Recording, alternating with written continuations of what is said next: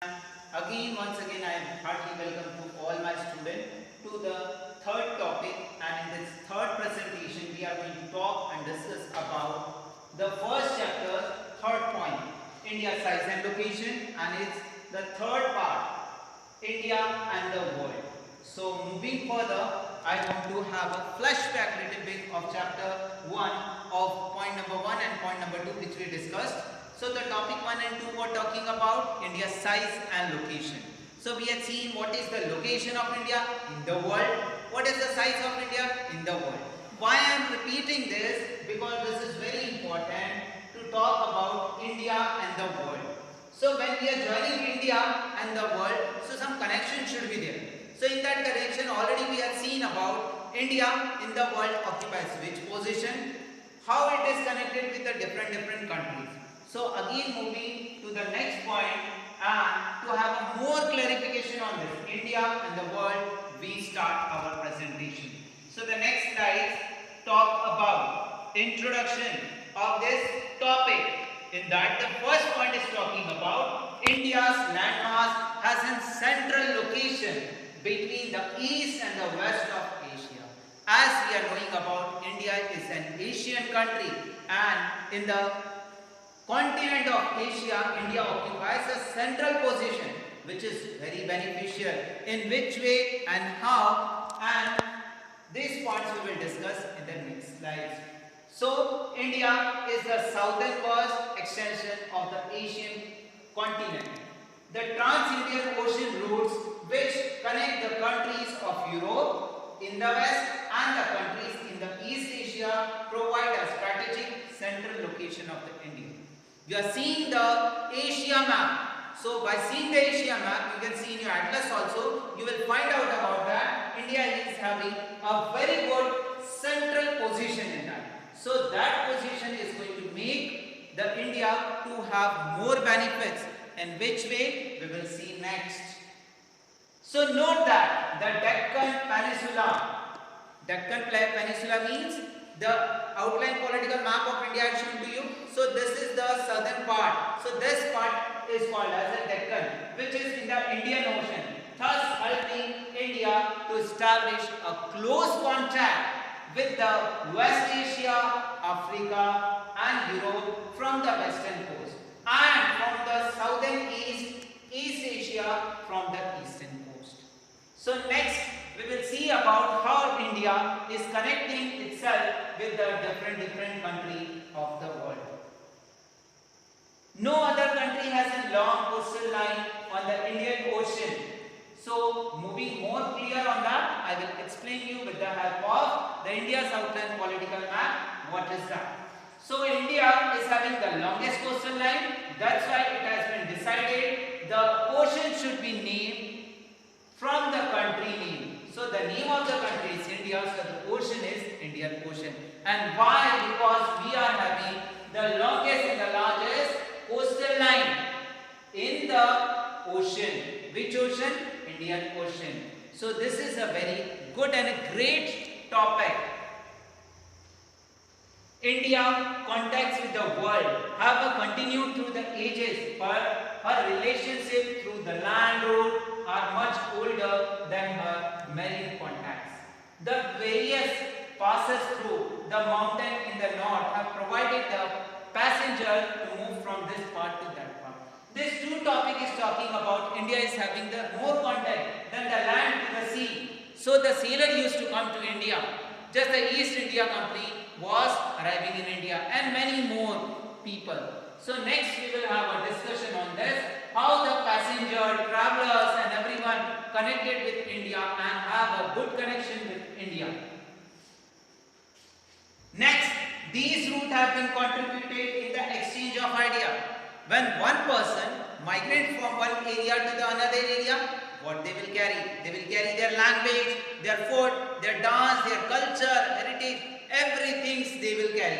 If they will reside in India only, they will spread their culture.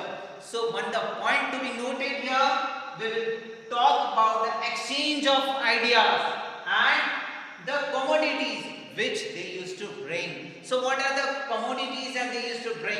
So there were lots of things they used to exchange from our culture. So India was having the good contact with the world, and today also day, as we studied in the first slide presentation, India is making a remarkable image in making of world history.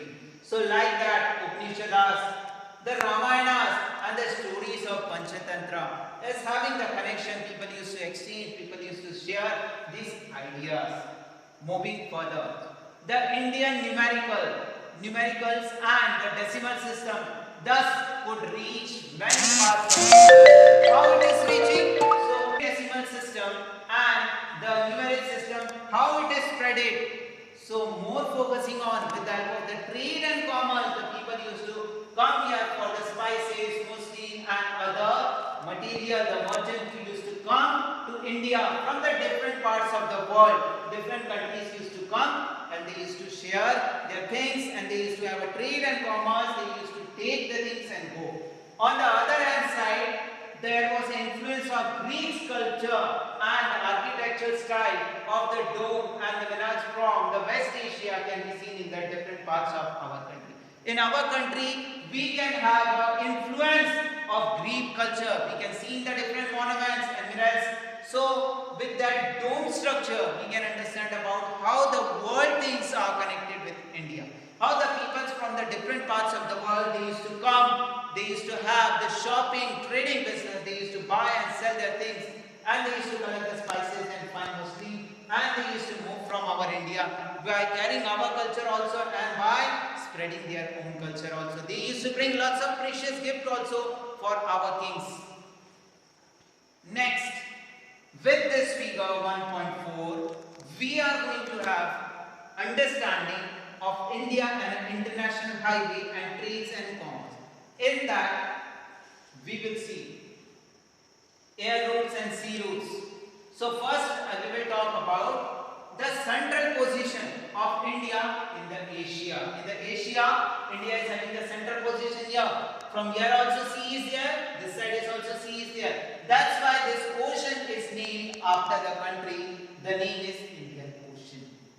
So the central position is speaking about, just you are observing Mumbai here, Chennai here, Kolkata here. So these are the few ports were there from where the trade and everything was going on. So this particular figure is talking about India's connection with the whole world, how India was connected with the European country, how India is connected from the other country, from the west side also, from the east side also, how India was connected with the world. These sea routes and air routes are talking about the connectivity of India from the world for the trade and commerce. Next, from the figure 1.4, it's clear. So the figure 1.4 is talking about that India is having a great connectivity with the world. And it's very important to have a connectivity with the world, because Indian people used to produce the fine quality of the spices, the clothes and many more things which were very having in demand in the world. People used to come and people used to purchase and people used to go. So next, this is the concluding point. So concluding point is very important. Our third topic was talking about India and the world, how they are connected. So in that we have seen with the help of map, already I talked about that. The India landmass is having the central location. This central location, West and East Asia, having the good connection with the other country. Then the Indian Ocean, then contact with the country of the West and the East countries. Then with the help of trade and commerce, that India was flourishing. That's why once upon a time that India was called as the golden bird. Because of these trade and commerce, India was the richest one and was called as golden bird. Then the next, the India's Deccan Peninsula was helping to have a contact between the two seas and between the world. The Africa, Europe, Southeast and East Asian country. So India contacts with the world via the land route are much more than the maritime contacts. That means with the land route, the marine route was much contacted with the help of the sea, many sailors used to come towards India, and they used to have the trade and commerce. And this trade and commerce, they were having the very good wealth from India, and India was having very good profit from them. Next, India is only the nation which is a country named on the ocean. So India is only the nation which has an ocean named after it. So India, Indian Ocean. So one mark question can be asked to you: which country is named as an ocean country? So Indian Ocean, because India's coastal line is larger in the ocean. That's why the ocean name has been given the Indian Ocean. So India has contributed a lot to the world in the form of idea, philosophies, Upanishads, Ramayana, Panchatantra, and mathematics, Indian numerical and the decimal system. We are knowing about the zero system, how it is moved outside the world. So we are talking about what are the Upanishad thinkers were thinking, how the religion Buddhism spread it in the other part of the world. So these were the Upanishadic thinkers, how their views, ideas of Ramayana, Panchatantra tales, they spread it here and there. So all these good things and the good thinkers, their ideas, their philosophies, how they reach to the other part of the world. The Indian numerical system and the decimal system, how reach to the different part of the world. In exchange, India's architecture, as I talked about, the Greek sculpture and all. Next, please observe this image. By observing this image, you are seeing the two lines moving here and there. Yes, you are correct, because it's written over there, Suez Canal, and the route is Suez Canal is explained. So earlierly, the people from India, here India is there. So from India, the people used to move from this way, this way, this way, this way, this way, and then they used to go to the Europe. So this Suez Canal has started, in which year and how much distance it reduced of India to reach European country. So earlier we were moving like this, and the people for the trade and commerce, with the opening of the Suez Canal here. So Indian people used to move from here, and they used to go to the European country. So this is the interesting facts and figure. 1 marks question can be asked, 2 marks question can be asked, 3 marks question can be asked to you. What is the beneficial position of Suez Canal for the trade and commerce of India? So you can write many more answers. The distance was short and like and like. So first point. Do you know, since the opening of the Suez Canal, in which year it was open? So it was opened in 1869. Next, after opening this, India's distance from the Europe has been reduced in how much kilometer? So 7,000 kilometers. So plus we are talking about this Suez Canal. In the do you know, the question is speaking to you. Which canal has reduced the distance from Europe to India 7,000 kilometers? So the answer will be Suez Canal. In which year the Suez Canal was opened? So the answer will be 1869, right? So how much distance was reduced? So the distance you have to tell about 7,000 kilometers. So next, in this all PowerPoint presentation, I have shown you about the India and the world, how they were connected. So let's see about the Suez Canal, how the peoples used to move. This is the real photograph. So this is the Suez Canal photograph. You can observe how the ships are moving from one side to another. So by opening the Suez Canal, what has happened? The trade and commerce possible and the distance was reduced. So in our this all together class, I want to tell you about that. Whatever the overview point I had stated to you, you have to copy down that overview point. What were the overview point were there? These were the overview point were there. So these overview point you please write in your notebook. And please read it 2 to 3 times. And after that you will get a clear cut idea from west which things are connected to India, from east which thing. So the both the side east-west, how the connection was made by India to the different part of the world, how the distance was reduced, what was the things the people used to carry with them, and so on. So again we are moving to see this map and observing how India is having the central position in the Indian Ocean. The central position here, it's all together in the Indian Ocean, here also. No other country is here. So India is occupying central position, and how with this dotted line is talking about sea route. From here the sea route is going like this from the Suez Canal. From here this route is going on. From here this route is going on. So many, here also we are having so many connections. So like that this maritime route was made, and the people used to. Next, with this figure 1.4, it's clear idea speaking. You can see about what is the significant importance of India in the world. In the world, when we are seeing is about, so India's central location. None other country is having that much of central position, which is having the connection with the west direction all the countries and east direction all the countries. So with all the connection, India was having a great significance in the history, in the world today and tomorrow also.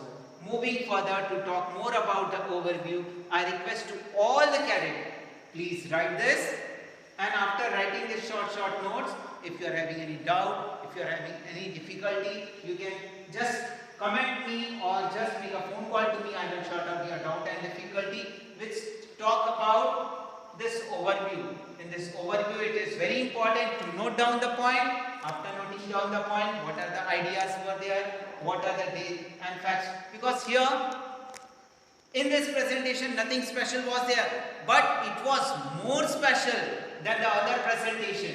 It was talking about the ideas of Indian people, how spread it to the world, in the form of philosophy, in the form of Upanishads, in the form of Ramayana, in the form of Panchatantra, in the form of mathematics, how the decimal was going on, how the Indian numerical system was moving ahead, how the Greek sculpture was adapted by Indian people, and the dome are the example that the Greek influence was in India. So by seeing all this overview, you are clear about that India was having the great contact. And the last, the Suez Canal, which I discussed with you.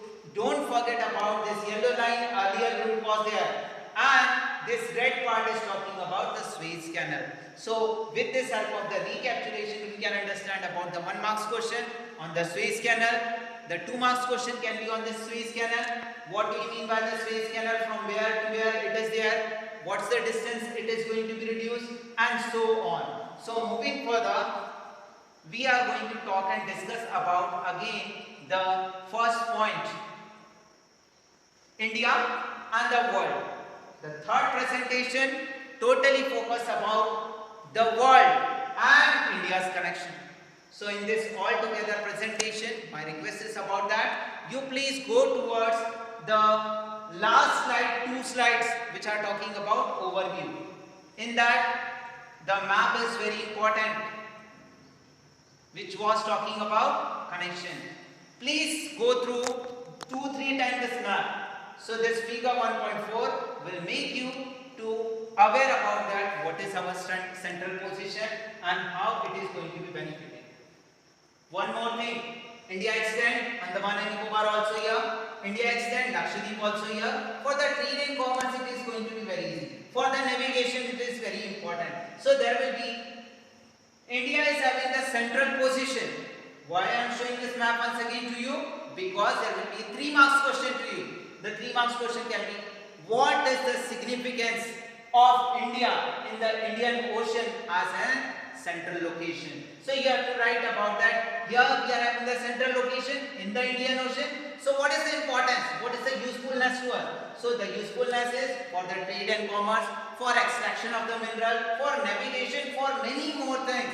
This central location is very important, and that can be have a connection between the one country to the another country. From the west side all the countries can be connected easily because we are having the longest coastline in the Indian Ocean. From the east side all the countries can be easily connected with the help of this link. And you are knowing about we are having the means of transportation, in that the waterways are there. So waterways are the cheapest means of transport. So this cheapest means of transportation make us to be stronger, and stronger means to be in the field of trade and commerce, extraction of minerals, navigation, fishing, and many more. So today in this all presentation we talked and discussed about India and its connection with the world. And lastly, I want to thank you all, those who are sitting at their home watching this video. I request you all, be safe and secure, and please connect with us for the very good learning. Jai Hind to everyone.